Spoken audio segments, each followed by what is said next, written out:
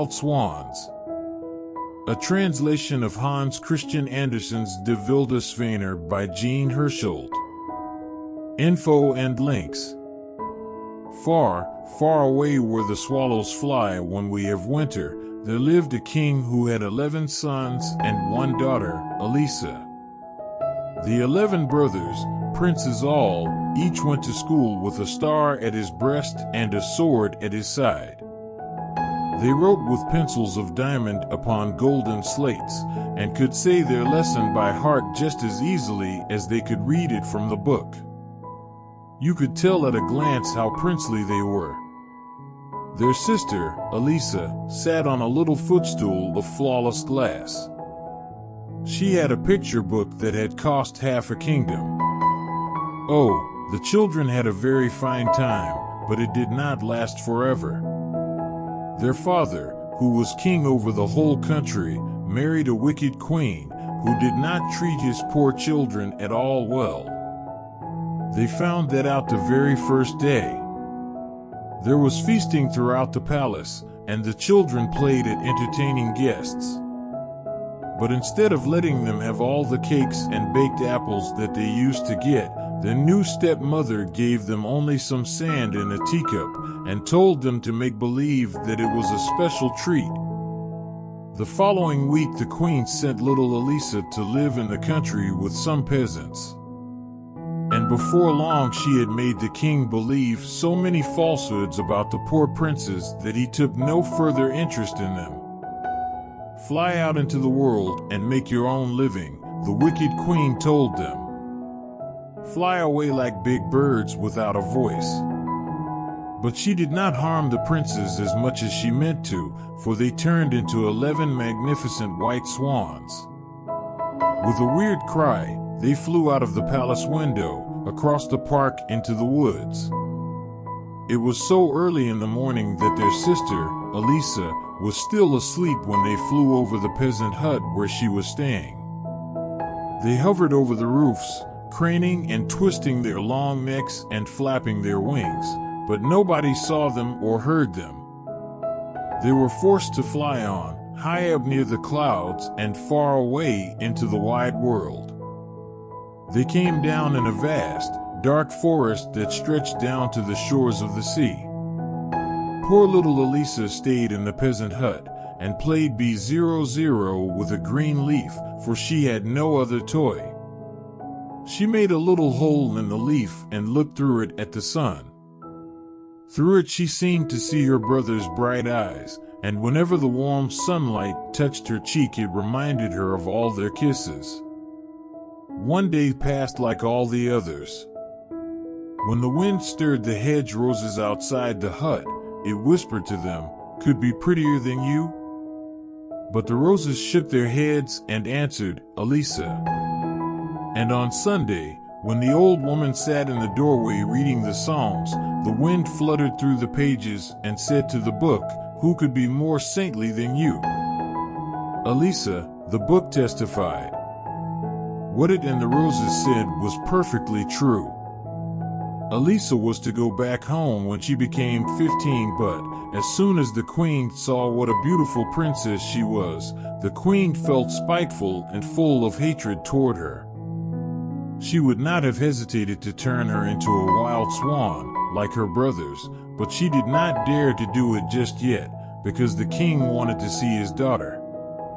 In the early morning, the queen went to the bathing place, which was made of white marble, furnished with soft cushions and carpeted with the most splendid rugs. She took 3 toads, kissed them, and said to the first, "Squat on Elisa's head when she bathes, so that she will become as torpid as you are." To the second she said, "Squat on her forehead, so that she will become as ugly as you are, and her father won't recognize her." And to the third, she whispered, "Lie against her heart, so that she will be cursed and tormented by evil desires." Thereupon the queen dropped the 3 toads into the clear water, which at once turned a greenish color. She called Elisa, made her undress, and told her to enter the bath. When Elisa went down into the water, One toad fastened himself to her hair, another to her forehead, and the third against her heart. But she did not seem to be aware of them, and when she stood up, 3 red poppies floated on the water. If the toads had not been poisonous and had not been kissed by the witch, they would have been turned into red roses. But at least they had been turned into flowers by the mere touch of her head and heart. She was too innocent and good for witchcraft to have power over her. When the evil queen realized this, she rubbed Elisa with walnut stain that turned her dark brown, smeared her beautiful face with a vile ointment, and tousled her lovely hair. No one could have recognized the beautiful Elisa, and when her father saw her, he was shocked. He said that this could not be his daughter. No one knew her except the watchdog and the swallows, and they were humble creatures who had nothing to say. Poor Elisa cried and thought of her 11 brothers, who were all away. Heavy-hearted, she stole away from the palace and wandered all day long over fields and marshes till she came to the vast forest. She had no idea where to turn.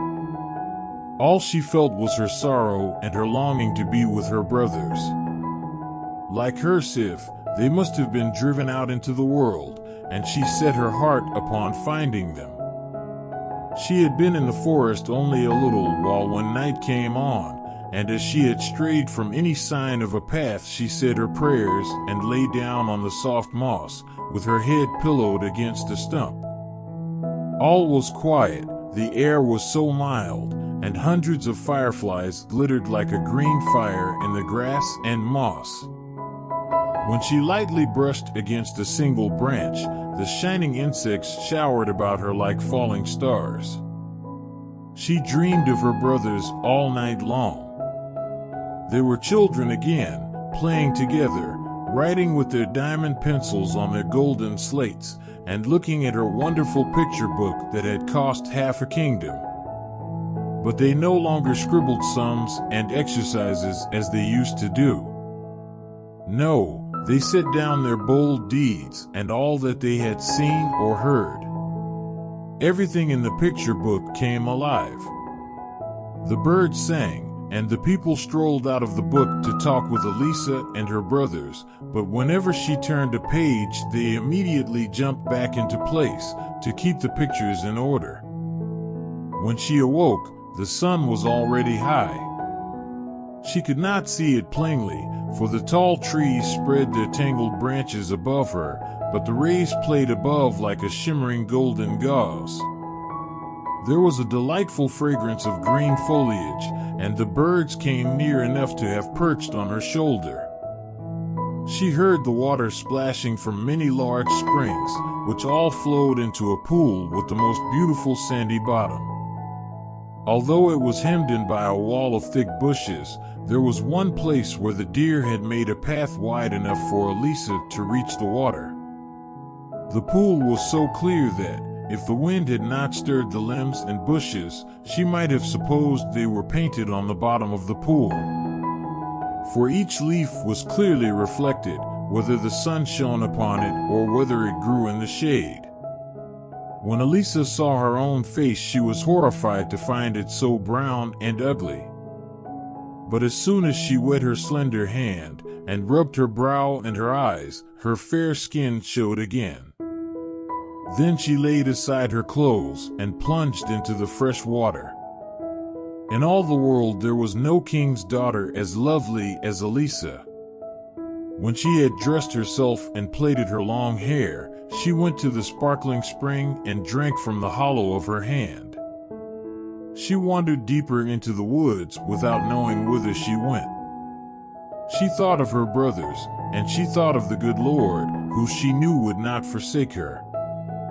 He lets the wild crab apples grow to feed the hungry, and he led her footsteps to a tree with its branches bent down by the weight of their fruit. Here she had her lunch.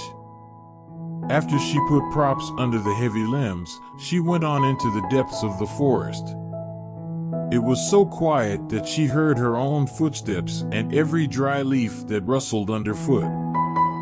Not a bird was in sight, not a ray of the sun could get through the big heavy branches, and the tall trees grew so close together that when she looked straight ahead it seemed as if a solid fence of lofty palings imprisoned her. She had never known such solitude. The night came on, pitch black. Not one firefly glittered among the leaves as she despondently lay down to sleep. Then it seemed to her that the branches parted overhead and the Lord looked kindly down upon her, and little angels peeped out from above his head and behind him. When she awoke the next morning, she did not know whether she had dreamed this or whether it had really happened. A few steps farther on, she met an old woman who had a basket of berries and gave some of them to her.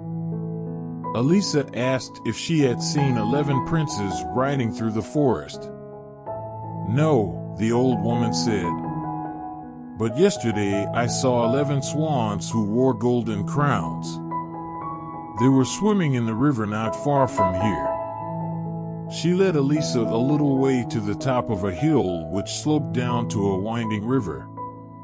The trees on either bank stretched their long leafy branches toward each other, and where the stream was too wide for them to grow across it, they had torn their roots from the earth and leaned out over the water until their branches met. Elisa told the old woman goodbye and followed the river down to where it flowed into the great open sea. Before the young girl lay the whole beautiful sea, but not a sail nor a single boat was in sight. How could she go on? She looked at the countless pebbles on the beach and saw how round the water had worn them. Glass, iron ore, stones, all that had been washed up, had been shaped by the water that was so much softer than even her tender hand. It rolls on tirelessly, and that is the way it makes such hard things smooth, she said. I shall be just as untiring. Thank you for your lesson, you clear rolling waves. My heart tells me that someday you will carry me to my beloved brothers. Among the wet seaweed she found 11 white swan feathers, which she collected in a sheaf. There were still drops of water on them, but whether these were spray or tears no one could say. It was very lonely along the shore, but she did not mind, for the sea was constantly changing. Indeed, it showed more changes in a few hours than an inland lake does in a whole year. When the sky was black with threatening clouds, it was as if the sea seemed to say, I can look threatening too. Then the wind would blow and the waves would raise their white crests. But when the wind died down and the clouds were red, the sea would look like a rose petal. Sometimes it showed white and sometimes green, but however calm it might seem, there was always a gentle lapping along the shore, where the waters rose and fell like the chest of a child asleep. Just at sunset, Elisa saw 11 white swans, with golden crowns on their heads, fly toward the shore. As they flew, one behind another, they looked like a white ribbon floating in the air. Elisa climbed up and hid behind a bush on the steep bank. The swans came down near her and flapped their magnificent white wings. As soon as the sun went down beyond the sea, the swans threw off their feathers, and there stood 11 handsome princes. They were her brothers, and, although they were greatly altered, she knew in her heart that she could not be mistaken. She cried aloud, and rushed into their arms, calling them each by name. The princes were so happy to see their little sister. And they knew her at once, for all that she had grown tall and lovely. They laughed, and they cried, and they soon realized how cruelly their stepmother had treated them all. We brothers, said the eldest, are forced to fly about disguised as wild swans as long as the sun is in the heavens, but when it goes down we take back our human form. So at sunset we must always look about us for some firm foothold, because if ever we were flying among the clouds at sunset we would be dashed down to the earth. We do not live on this coast. Beyond the sea there is another land as fair as this, but it lies far away, and we must cross the vast ocean to reach it. Along our course there is not one island where we can pass the night, except one little rock that rises from the middle of the sea. It is barely big enough to hold us, however close together we stand, and if there is a rough sea the waves wash over us. But still we thank God for it. In our human forms we rest there during the night, and without it we could never come back to our own dear homeland. It takes 2 of the longest days of the year for our journey. We are allowed to come back to our native land only once a year, and we do not dare to stay longer than 11 days. As we fly over this forest, we can see the palace where our father lives and where we were born. We can see the high tower of the church where our mother lies buried. And here we feel that even the trees and bushes are akin to us. Here the wild horses gallop across the moors as we saw them in our childhood, and the charcoal burner sings the same old songs to which we used to dance when we were children. Spies is our homeland. It draws us to it, and here, dear sister, we have found you again. We may stay 2 days longer, and then we must fly across the sea to a land which is fair enough, but not our own. How shall we take you with us? For we have neither ship nor boat. How shall I set you free? Their sister asked, and they talked on for most of the night, sparing only a few hours for sleep. In the morning Elisa was awakened by the rustling of swans' wings overhead. Her brothers, once more enchanted, wheeled above her in great circles until they were out of sight. One of them, her youngest brother, stayed with her and rested his head on her breast while she stroked his wings. They spent the whole day together, and toward evening the others returned.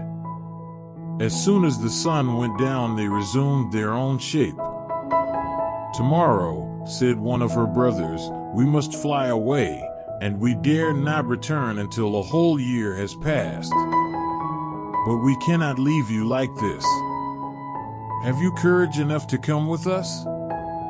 My arm is strong enough to carry you through the forest, so surely the wings of us all should be strong enough to bear you across the sea." "Yes, take me with you," said Elisa. They spent the entire night making a net of pliant willow bark and tough rushes. They made it large and strong. Elisa lay down upon it, and when the sun rose and her brothers again became wild swans, they lifted the net in their bills and flew high up toward the clouds with their beloved sister, who still was fast asleep. As the sun shone straight into her face, one of the swans flew over her head so as to shade her with his wide wings. They were far from the shore when she awoke. Elisa thought she must still be dreaming, so strange did it seem to be carried through the air, high over the sea. Beside her lay a branch full of beautiful ripe berries and a bundle of sweet-tasting roots. Her youngest brother had gathered them and put them there for her. She gave him a grateful smile. She knew he must be the one who flew over her head to protect her eyes from the sun. They were so high that the first ship they sighted looked like a gull floating on the water. A cloud rolled up behind them, as big as a mountain. Upon it Elisa saw gigantic shadows of herself and of the 11 swans. It was the most splendid picture she had ever seen, but as the sun rose higher the clouds grew small, and the shadow picture of their flight disappeared. All day they flew like arrows whipping through the air, yet, because they had their sisters to carry, they flew more slowly than on their former journeys. Night was drawing near, and a storm was rising. In terror, Elisa watched the sinking sun, for the lonely rock was nowhere in sight. It seemed to her that the swans beat their wings in the air more desperately. Alas, it was because of her that they could not fly fast enough. So soon as the sun went down, they would turn into men, and all of them would pitch down into the sea and drown. She prayed to God from the depths of her heart, but still no rock could be seen.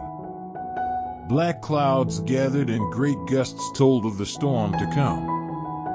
The threatening clouds came on as one tremendous wave that rolled down toward them like a mass of lead, and flash upon flash of lightning followed them. Then the sun touched the rim of the sea. Elisa's heart beat madly as the swans shot down so fast that she thought they were falling, but they checked their downward swoop. Half of the sun was below the sea when she first saw the little rock below them. It looked no larger than the head of a seal jutting out of the water. The sun sank very fast. Now it was no bigger than a star, but her foot touched solid ground. Then the sun went out like the last spark on a piece of burning paper. She saw her brothers stand about her, arm in arm, and there was only just room enough for all of them.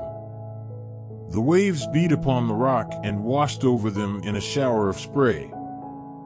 The heavens were lit by constant flashes, and bolt upon bolt of thunder crashed.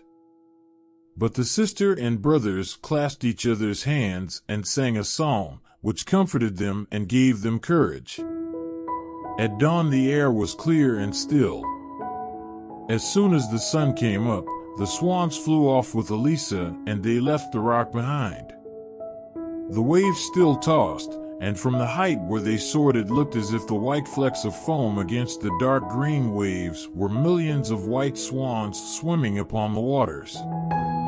When the sun rose higher, Elisa saw before her a mountainous land, half floating in the air.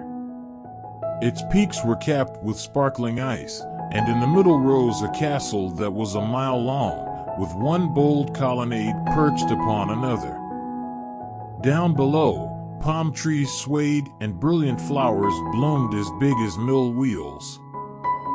She asked if this was the land for which they were bound, but the swans shook their heads. What she saw was the gorgeous and ever-changing palace of Fata Morgana.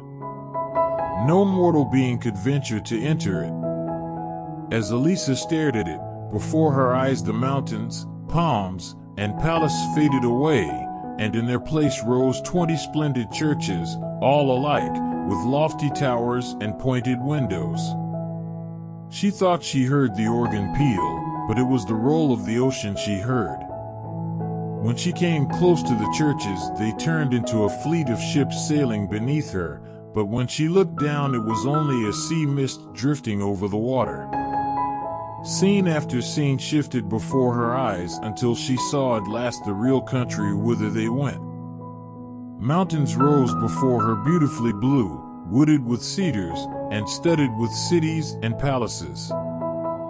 Long before sunset she was sitting on a mountainside, in front of a large cave carpeted over with green creepers so delicate that they looked like embroidery. "We shall see what you'll dream of here tonight," her youngest brother said, as he showed her where she was to sleep. "I only wish I could dream how to set you free," she said. This thought so completely absorbed her, and she prayed so earnestly for the Lord to help her that even in her sleep she kept on praying. It seemed to her that she was flying aloft to the Fata Morgana Palace of Clouds. The fairy who came out to meet her was fair and shining, yet she closely resembled the old woman who gave her the berries in the forest and told her of the swans who wore golden crowns on their heads. "Your brothers can be set free," she said, "but have you the courage and tenacity to do it? The sea water that changes the shape of rough stones is indeed softer than your delicate hands, but it cannot feel the pain that your fingers will feel. It has no heart, so it cannot suffer the anguish and heartache that you will have to endure. Do you see this stinging nettle in my hand? Many such nettles grow around the cave where you sleep. Only those and the ones that grow upon graves in the churchyards may be used to remember that. Those you must gather, although they will burn your hands to blisters. Crush the nettles with your feet and you will have flax, which you must spin and weave into 11 shirts of mail with long sleeves. Once you throw these over the 11 wild swans, the spell over them is broken. But keep this well in mind. From the moment you undertake this task until it is done, even though it lasts for years, you must not speak. The first word you say will strike your brothers' hearts like a deadly knife. Their lives are at the mercy of your tongue. Now, remember what I told you. She touched Elisa's hand with nettles that burned like fire and awakened her. It was broad daylight, and close at hand where she had been sleeping grew a nettle like those of which she had dreamed. She thanked God upon her knees, and left the cave to begin her task. With her soft hands she took hold of the dreadful nettles that seared like fire. Great blisters rose on her hands and arms, but she endured it gladly in the hope that she could free her beloved brothers. She crushed each nettle with her bare feet and spun the green flax. When her brothers returned at sunset, it alarmed them that she did not speak. They feared this was some new spell cast by their wicked stepmother, but when they saw her hands they understood that she labored to save them. The youngest one wept, and wherever his tears touched Elisa she felt no more pain, and the burning blisters healed. She toiled throughout the night, for she could not rest until she had delivered her beloved brothers from the enchantment. Throughout the next day, while the swans were gone, she sat all alone, but never had the time sped so quickly. One shirt was made, and she set to work on the second one. Then she heard the blast of a hunting horn on the mountainside. It frightened her, for the sound came nearer until she could hear the hounds bark. Terror-stricken, she ran into the cave, bundled together the nettles she had gathered and woven, and sat down on this bundle. Immediately a big dog came bounding from the thicket, followed by another, and still another, all barking loudly as they ran to and fro. In a very few minutes all the huntsmen stood in front of the cave. The most handsome of these was the king of the land, and he came up to Elisa. Never before had he seen a girl so beautiful. "My lovely child," he said, "how do you come to be here?" Elisa shook her head, for she did not dare to speak. Her brother's deliverance and their very lives depended upon it, and she hid her hands under her apron to keep the king from seeing how much she suffered. "Come with me," he told her. "You cannot stay here. If you are as good as you are fair, I shall clothe you in silk and velvet, set a golden crown upon your head, and give you my finest palace to live in."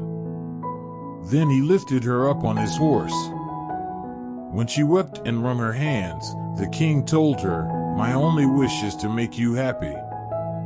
Someday you will thank me for doing this." Off through the mountains he spurred, holding her before him on his horse as his huntsmen galloped behind them. At sundown, his splendid city with all its towers and domes lay before them. The king led her into his palace, where great fountains played in the high marble halls, and where both walls and ceilings were adorned with paintings. But she took no notice of any of these things. She could only weep and grieve. Indifferently, she let the women dress her in royal garments, weave strings of pearls in her hair, and draw soft gloves over her blistered fingers. She was so dazzlingly beautiful in all this splendor that the whole court bowed even deeper than before. And the king chose her for his bride, although the archbishop shook his head and whispered that this lovely maid of the woods must be a witch, who had blinded their eyes and stolen the king's heart. But the king would not listen to him. He commanded that music be played, the costliest dishes be served, and the prettiest girls dance for her. She was shown through sweet-scented gardens and into magnificent halls, but nothing could make her lips smile or her eyes sparkle. Sorrow had set its seal upon them. At length the king opened the door to a little chamber adjoining her bedroom. It was covered with splendid green embroideries and looked just like the cave in which he had found her. On the floor lay the bundle of flax she had spun from the nettles, and from the ceiling hung the shirt she had already finished. One of the huntsmen had brought these with him as curiosities. "Here you may dream that you are back in your old home," the king told her. "Here is the work that you were doing there, and surrounded by all your splendor here, it may amuse you to think of those times."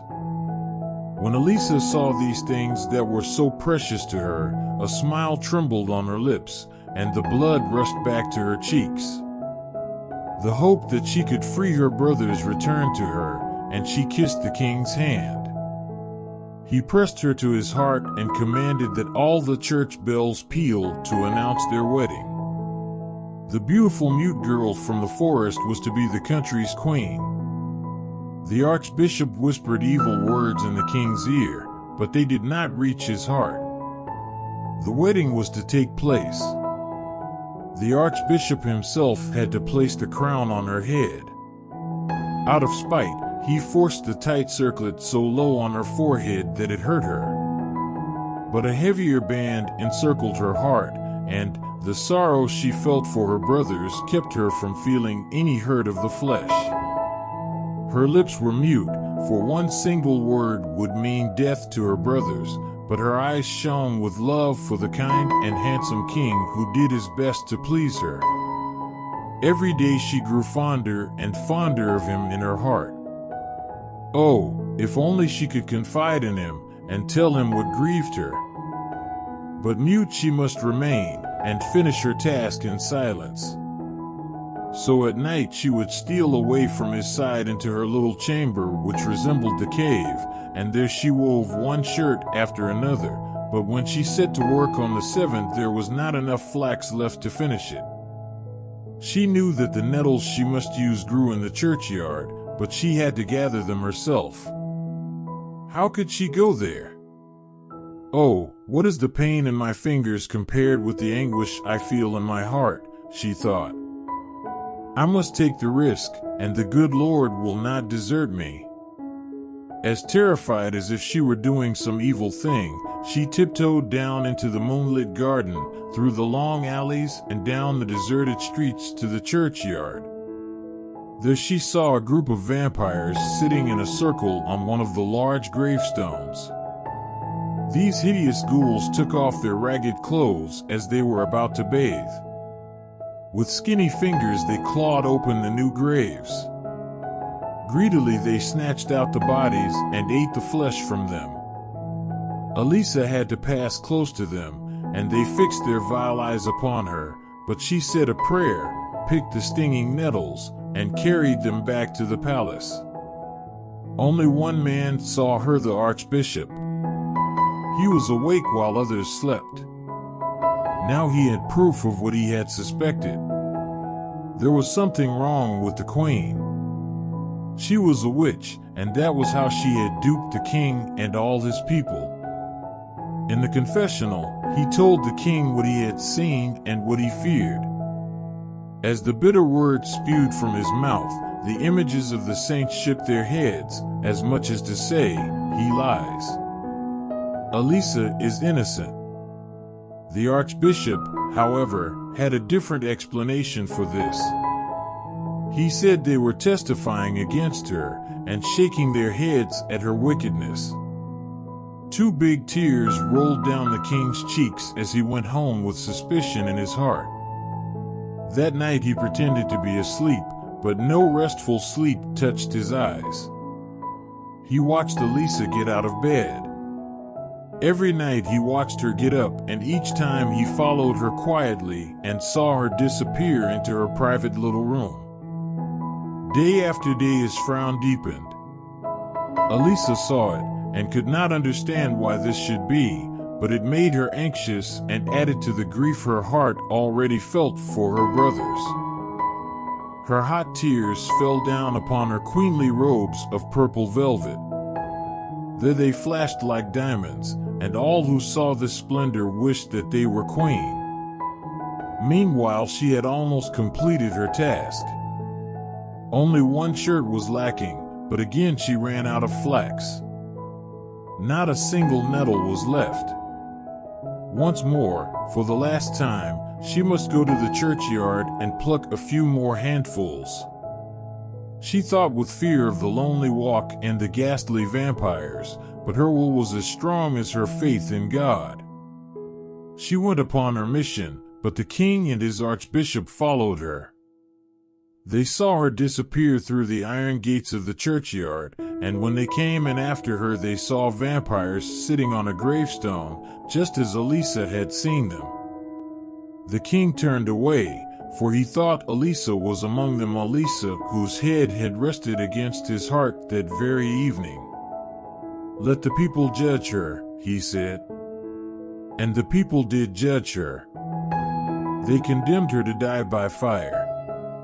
She was led from her splendid royal halls to a dungeon, dark and damp, where the wind whistled in between the window bars. Instead of silks and velvets, they gave her for a pillow the bundle of nettles she had gathered, and for her coverlet the harsh, burning shirts of mail she had woven. But they could have given her nothing that pleased her more. She set to work again and prayed. Outside, the boys in the street sang jeering songs about her, and not one soul came to comfort her with a kind word. But toward evening she heard the rustle of a swan's wings close to her window. It was her youngest brother who had found her at last. She sobbed for joy. Though she knew that this night was all too apt to be her last, the task was almost done and her brothers were near her. The archbishop came to stay with her during her last hours on earth, for this much he had promised the king. But she shook her head, and by her expression and gestures begged him to leave. This was the last night she had to finish her task, or it would all go for naught, all her pain, and her tears, and her sleepless nights. The archbishop went away, saying cruel things against her.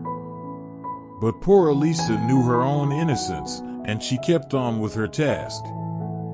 The little mice ran about the floor, and brought nettles to her feet, trying to help her all they could. And a thrush perched near the bars of her window to sing the whole night through, as merrily as he could, so that she would keep up her courage. It was still in the early dawn, an hour before sunrise, when the 11 brothers reached the palace gates and demanded to see the king. This, they were told, was impossible. It was still night. The king was asleep and could not be disturbed. They begged and threatened so loudly that the guard turned out, and even the king came running to find what the trouble was. But at that instant the sun rose, and the 11 brothers vanished. 11 swans were seen flying over the palace. All the townsmen went flocking out through the town gates, for they wanted to see the witch burned. A decrepit old horse pulled the cart in which Elisa sat. They had dressed her in coarse sackcloth, and all her lovely long hair hung loose around her beautiful head. Her cheeks were deathly pale, and her lips moved in silent prayer as her fingers twisted the green flax. Even on her way to death she did not stop her still unfinished work. 10 shirts lay at her feet, and she worked away on the 11th. "See how the witch mumbles," the mob scoffed at her. "That's no psalm book in her hands. No, there she sits, nursing her filthy sorcery. Snatch it away from her, and tear it to bits." The crowd of people closed in to destroy all her work, but before they could reach her, 11 white swans flew down and made a ring around the cart with their flapping wings. The mob drew back in terror. It is a sign from heaven. She must be innocent, many people whispered. But no one dared say it aloud. As the executioner seized her arm, she made haste to throw the 11 shirts over the Swans, who instantly became 11 handsome princes. But the youngest brother still had a swan's wing in place of one arm, where a sleeve was missing from his shirt. Elisa had not quite been able to finish it. Now, she cried, "I may speak. I am innocent." All the people who saw what had happened bowed down to her as they would before a saint.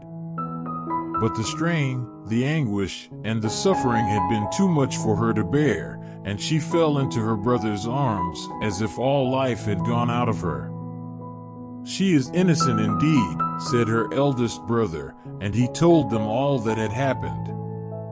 And while he spoke, the scent of 1,000,000 roses filled the air, for every piece of wood that they had piled up to burn her had taken root and grown branches. There stood a great high hedge, covered with red and fragrant roses. At the very top a single pure white flower shone like a star. The king plucked it and put it on Elisa's breast. And she awoke, with peace and happiness in her heart.